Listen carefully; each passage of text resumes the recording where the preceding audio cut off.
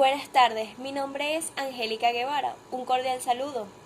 Soy estudiante de segundo año de Derecho y en esta oportunidad, mediante este medio audiovisual, vengo a dar mi perspectiva o lo entendido sobre el tema particular del derecho civil que trata sobre el patrimonio.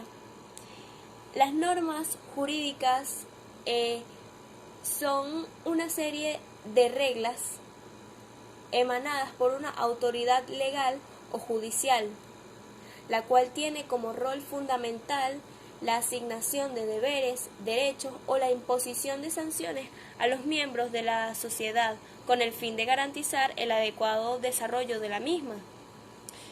En ese sentido, aquellos derechos y obligaciones que sean de carácter pecuniario, es decir, que puedan ser valorables o estimables en cifras económicas, son los que van a formar parte del patrimonio de la persona. De no ser así, o sea, de no contar con este carácter, inmediatamente quedaría, no formaría parte del patrimonio, sino que vendría a formar parte de la esfera jurídica propia del individuo.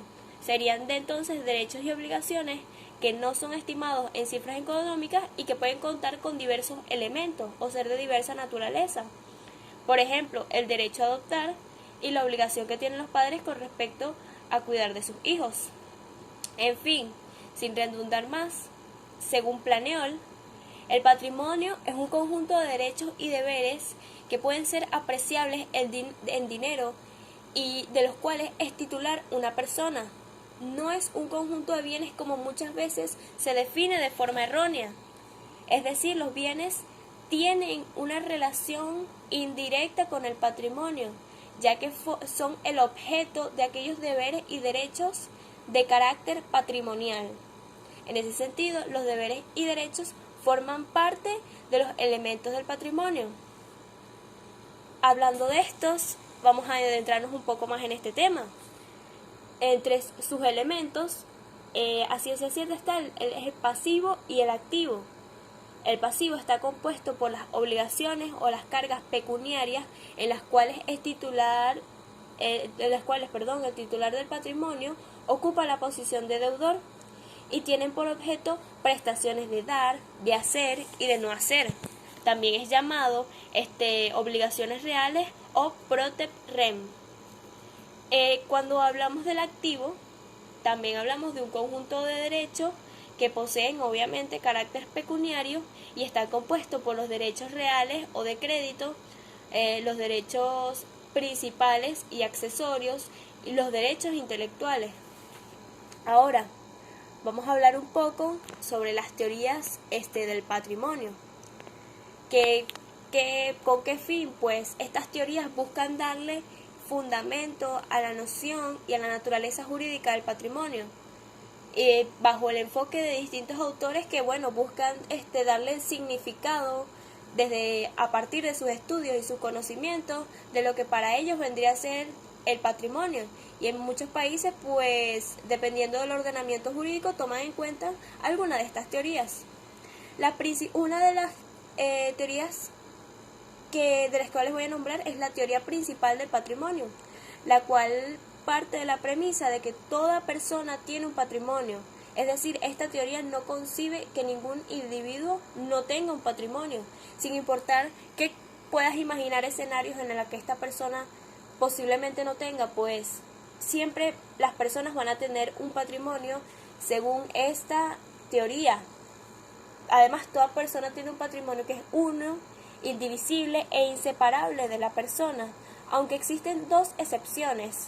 La primera es el beneficio de inventario y la segunda es la separación del patrimonio. Otra de las teorías más famosas de esta temática es la teoría clásica, que claro, viene de la escuela francesa de Aubry y Rao, y estos autores son los principales y conciben de que el patrimonio es una emanación de la personalidad. De ahí parte su idea de la personalidad, mientras que el patrimonio es el continente que reúne todos los elementos que según esta doctrina lo constituyen, lo cuales son los bienes. Existen algunos caracteres que fundamentan esta teoría. De forma sintetizada decimos que son El patrimonio es una universalidad compuesta por los elementos pasivos y activos de los cuales hablamos anteriormente. El patrimonio está unido a la persona es ese pegamento, la persona da unidad. Entonces dice que es una verdadera emanación de la personalidad y que la voluntad es el elemento que reúne esos derechos y esas obligaciones. Sin embargo, esta es una de las mayores críticas que se le hace a esta teoría, porque un aspecto psicológico no puede ser considerado como fundamento para darle significado a una noción meramente jurídica. Simplemente es una crítica que se le hace. De lo anterior dicho surgen 4 consecuencias. La primera es que solamente las personas tienen patrimonio. Cada persona tiene un solo patrimonio, no puede tener más de uno. El patrimonio es intransferible. Y que el patrimonio es un conjunto de derechos y obligaciones de carácter pecuniario que son aptos para la satisfacción de necesidades económicas. Y la verdad es que eso se apega bastante a la realidad. Ok, por último, pero no menos importante, vamos a nombrar la teoría alemana, también conocida como la teoría objetivista del patrimonio. A partir de los estudios realizados por Brins y Becker, luego desarrollados y mejorados por Planiol y Pickel y otros autores, ha alcanzado gran importancia la también denominada teoría del patrimonio-afectación. Esta explica que la noción de patrimonio no puede ser concebida como algo ligado a la personalidad, sino que es algo meramente objetivo, como un conjunto de bienes cuyo vínculo y unión no es una persona, sino que es la persecución de un fin jurídicamente tutelado. Esta teoría básicamente es como una contrapartida, porque es muy distinta a la teoría clásica. Algunos dicen que esto fue creada por crítica a la teoría clásica y otros dicen que simplemente fueron resultados de estudios. Lo cierto es que nuestro ordenamiento jurídico no concibe esta teoría como válida. De hecho, el nuestro está un poco más apegado a la teoría clásica.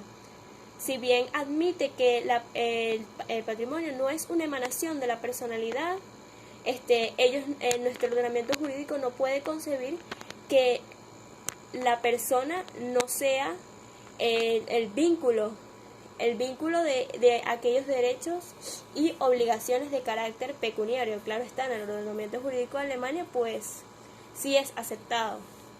Gracias por su atención.